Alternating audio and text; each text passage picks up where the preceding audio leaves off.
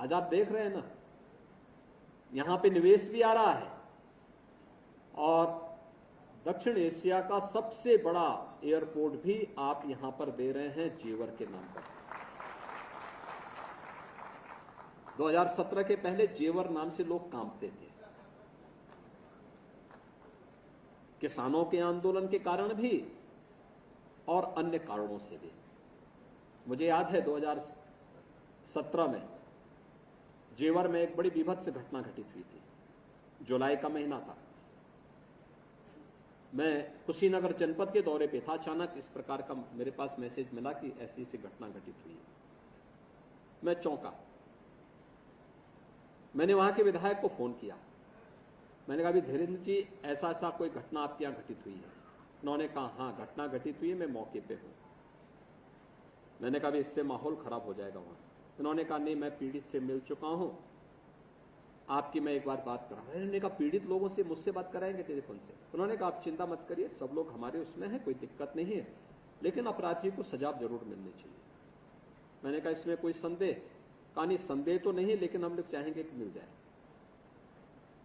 और उसी समय हमने संकल्प किया था कि भाई जेवर क्षेत्र में जो अपेक्षित विकास होना चाहिए था, नहीं हो पाया। अब देखें, लोग बोलते थे यहाँ एयरपोर्ट बनना चाहिए, इंटरनेशनल एयरपोर्ट बनना चाहिए, कोई बनाने की सोच नहीं पाता था, हिम्मत नहीं ले पाता था, क्योंकि सबके अपने स्वार्थ थे। हर व्यक्ति एयरपोर्ट के नाम पर जो करना चाहता था, किसी से छुपा हुआ नहीं है। हम लोगों ने कहा, नहीं बनेगा तो जेवर में ही अब बनेगा, और उसके बाद हम लोग लेके आए थे। आपने देखा होगा, आज एयरपोर्ट बन रहा है, और ये एयरपोर्ट तो निवेश ला ही रहा है, लेकिन आने वाले समय एयरपोर्ट को चलने दीजिए। कुछ ही वर्षों में उत्तर प्रदेश की इकोनॉमी में 1 लाख करोड़ रुपए की वृद्धि करने वाला है। अकेले एक एयरपोर्ट। और अब तो यहां पे मेडिकल डिवाइस पार्क भी बन रहा है, अब यहां पे फिल्म सिटी भी बन रही है। अब यहां पर यानी जो कभी कल्पना थी, आज वह इस जनपद के माध्यम से न केवल प्रदेश को बल्कि देश को मिल रहा है। यह जो सकारात्मक वातावरण पिछले 10 वर्ष के अंदर देश के अंदर देखने को मिला है,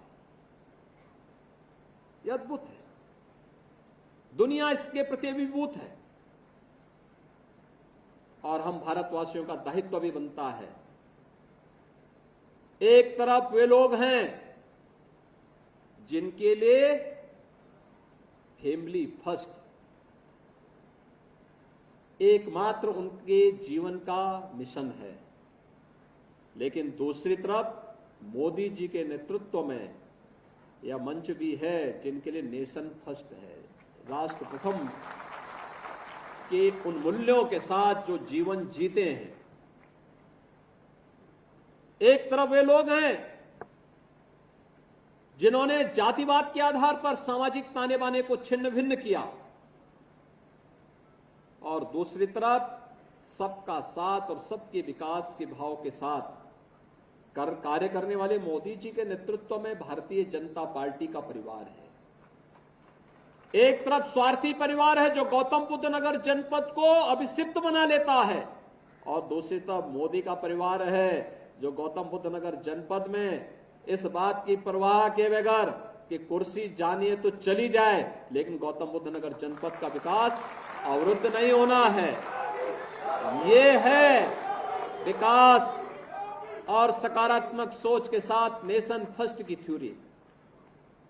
हम देश के बारे में सोचेंगे, देश रहेगा हम सब भी रहेंगे। देश रहेगा, देश समृद्धि करेगा, हम भी समृद्धि की ओर अग्रसर हो जाएंगे।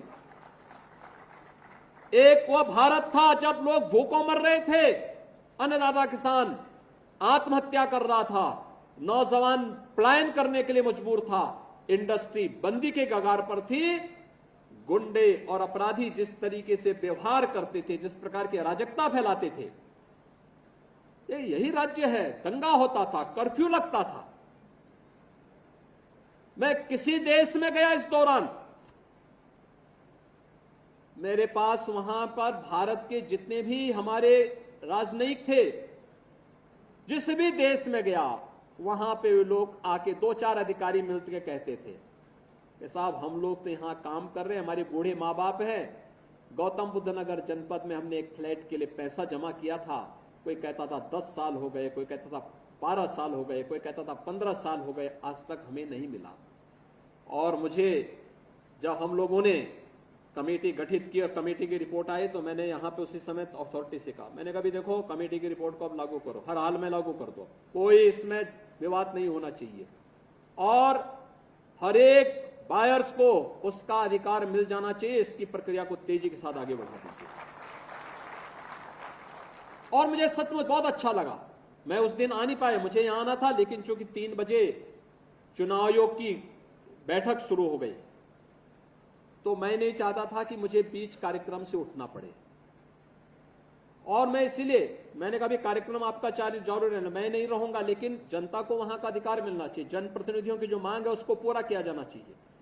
और परिणाम था जब मैं अगले दिन पेपर की पट्टिंग में मंगा के देखा, मैंने कहा देखा किसी को 27 साल के बाद, किसी को 25 साल के बाद, किसी को 23 साल के बाद, किसी को 21 साल के बाद उनका मकान का अधिकार मिला।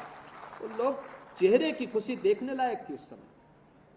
और हम लोगों के लिए इससे ज्यादा खुशी क्या, जनता जनार्दन खुश है तो हम लोग खुश हैं, हमारे लिए सबसे बड़ी खुशी वही होती है। एक कॉमन मैन खुश है तो हम खुश हैं। लोग कहते हैं कि अपराधियों के खिलाफ कार्रवाई करते हैं क्या डर नहीं लगता, मैं कहता हूं जब पब्लिक सुरक्षित अपने को महसूस करे तो मेरी सुरक्षा उसी में नहीं होती।